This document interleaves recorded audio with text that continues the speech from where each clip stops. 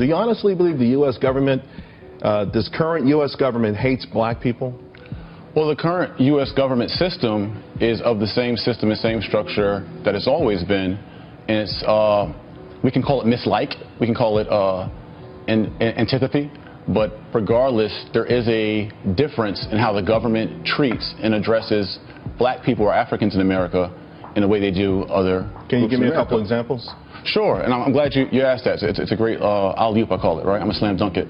So if your audience, right, who are probably going crazy right now, this guy, said these things, the government hates black people. I want everyone to look up things like the war on drugs, which has targeted black people, mass incarceration.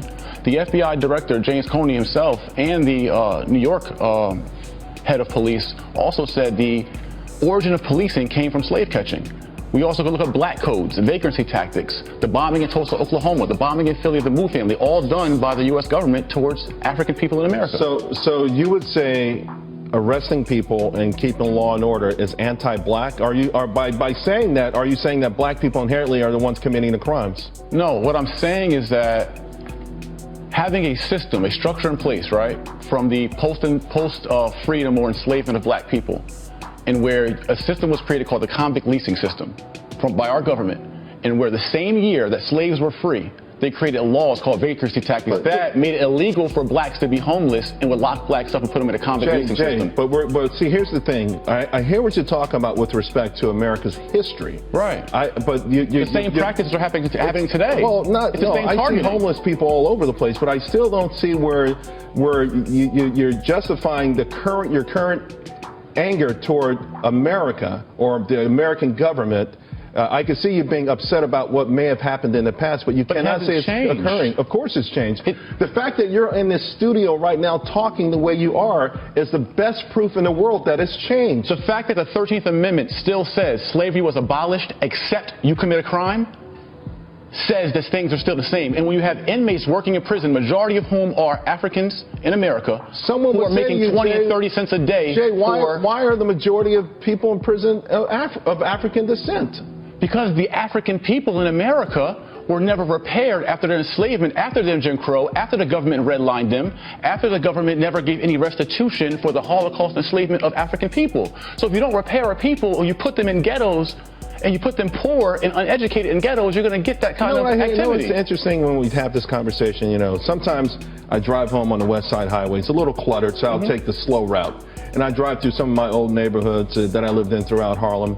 And I see them now, and they're becoming what they call gentrified. So it's the same neighborhood, the same buildings, but less graffiti, less garbage on the street. So what makes a ghetto a ghetto? Not the buildings, not the neighborhood, right? Correct. Right. So the way people treat the buildings in the neighborhood makes it a ghetto. Who can you blame that on other than the person in the mirror? There's two accountabilities. There is self-accountability for Africans in America, that we have to repair ourselves because of the trauma that we suffered.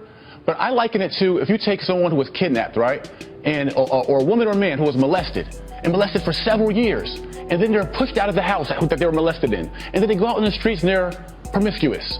You blame them for being promiscuous, but you don't blame the person who caused the trauma. Yeah, it's a stretch. See, it's not a stretch. It's a stretch. Was there or was there not? So if there was never trauma for this kind of treatment, right? I'm talking about the human rights violations of Africans. We're talking about the individual, not the history. One thing, I got to tell you something. They come together, King.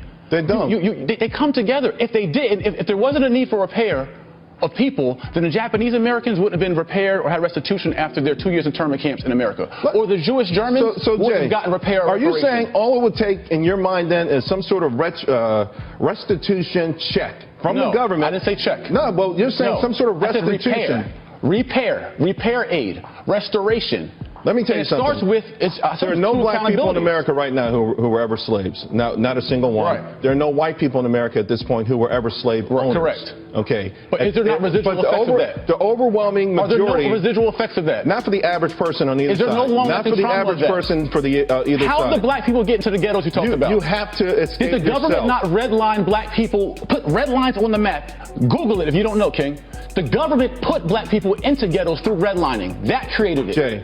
Is that right or wrong? Ultimately, we are in a point right now. Did the government not create COINTELPRO? A government program that broke up civil rights leaders and assassinated our people. Did the government not do that? You could put good people in a bad system. If the company culture is screwed up, then it's going to play out in the market? Well, the market for us is a treatment of African people in America. And it's proven by, Jane Elliott said it best. You can ask a room full of European Americans, white people, and ask them, would you trade places with the treatment of African American? And not one would say yes. If it was fair, they all would say, sure, I would. So ask your white friends at home and ask them, would you trade places with the treatment of black people in America? And not one would, because we all know it's unfair. Well, I don't want to speak for all white people here, but I will say a lot of people would probably turn around and say the worst part about the treatment of black people in America is how black people treat each other in America. But see, why is it always a spin? It's not a spin. It's a fact. If we're laying out the factual issues, and we're going to rank them in terms of what's the most critical in terms of making black life miserable in America, I personally think I would put the way black people treat black people at the top. I'm all for self-accountability. I call you king, and I call all our black women queens to purposely elevate and uplift them. That's what I've been doing it for a year now. I don't use any other words other than king or queen referring to our own, because we've been personally degraded. We degrade ourselves, and we've been degraded. But we always spin the point. It's not a spin. How do we fix that? You have to. How do we fix that? Black people killing black people. When does the perpetrator take acceptance? Right? You want the victim to take acceptance, but when does the perpetrator, the government who created the system, not the government, that has abused and traumatized the people? Not the government. I'm talking about the young brothers who are going to kill each other this weekend all across this country. I know what you're talking about. I'm okay with self-accountability. Killing each other? No, I'm okay with self-accountability. How do we fix that then? How do we fix that? It's through our repair curriculum. Right now, we're repairing ourselves by unifying ourselves. I have a solution for us.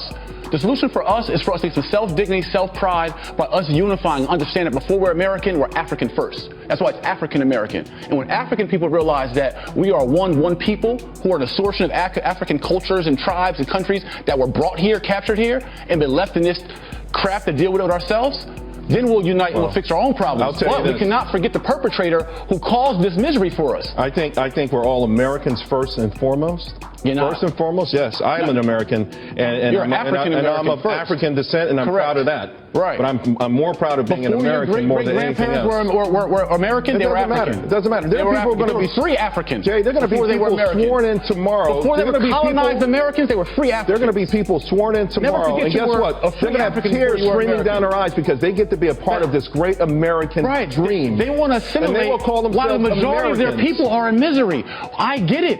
I'm doing well for myself. You're doing well. There's a 10% of us that do well. But what about the rest of us who are left in the ghettos, who are left in poverty, who are left with low education, who are left to deal with this? And yet, don't forget about your people, King. And yet, well, listen.